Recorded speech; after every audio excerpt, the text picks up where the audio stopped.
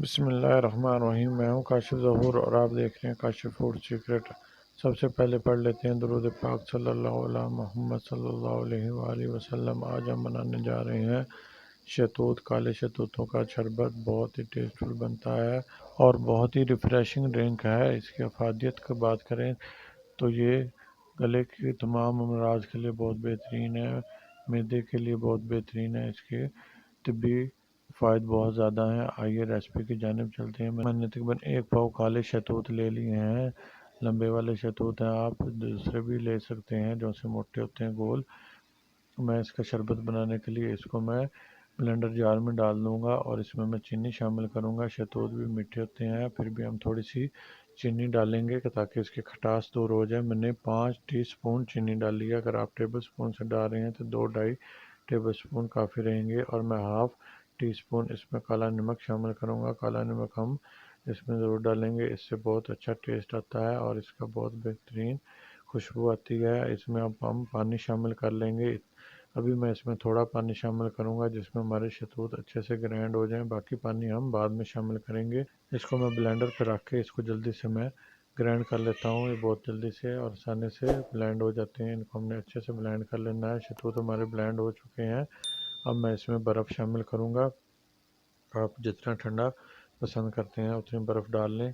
मैं इसको बर्फ़ को पहले ही डाल के ब्लेंड कर लूँगा। इससे हमारे शरबत बहुत ठंडा और बहुत टेस्टफुल बनेगा। और मैं इसमें थोड़ी सी जामी शीरी 2 से 3 टेबल स्पून जामी शीरी शामिल करूँगा। इससे इसका जायका मज़ीद टेस्टफुल हो जाता है और बहुत अच्छा कलर आता है। इसमें थोड़ा सा और पानी मैं शामिल करके एक दफ़ा फिर इसको मैं चला लेता हूँ ताकि जामी शीरी अच्छे से मिक्स हो जाए और बर्फ़ भी अच्छे से बीच में मेल्ट हो जाए।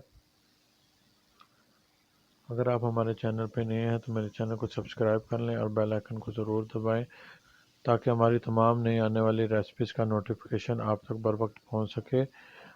इसको हमने अच्छे से ब्लेंड कर लिया। मैं एक स्ट्रेनर की मदद से इसको स्ट्रेन कर लूँगा। शहतूत के जो मोटे ज़रात हैं इसको हमने स्ट्रेन कर लेना है। अच्छे से हम इसको स्ट्रेन कर लेंगे। बहुत टेस्टफुल बनता है और बहुत अच्छा, पीने में भी बहुत अच्छा लगता है और इसकी अफादियत भी बहुत ज़्यादा है। देखिए मैंने इसको स्ट्रेन कर लिया है। जो से थोड़े से मोटे ज़रात शहतूत के रह गए थे ये अलग हो गए हैं। इनको मैं डिस्कार्ड कर दूंगा, इसको मैं निकाल दूंगा, अलग कर दूंगा।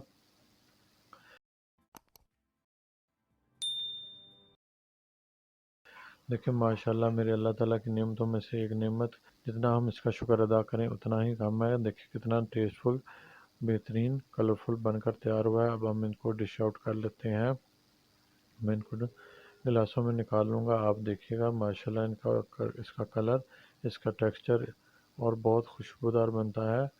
आप ये रेसिपी ज़रूर ट्राई करें, इंशाल्लाह आपको बहुत पसंद आएगी। मैंने तो शहतूत दरख्त से तोड़े थे। अगर आपके करीब कोई दरख्त है तो आप तोड़ लें, नहीं तो बाज़ार से बआसानी मिल जाते हैं।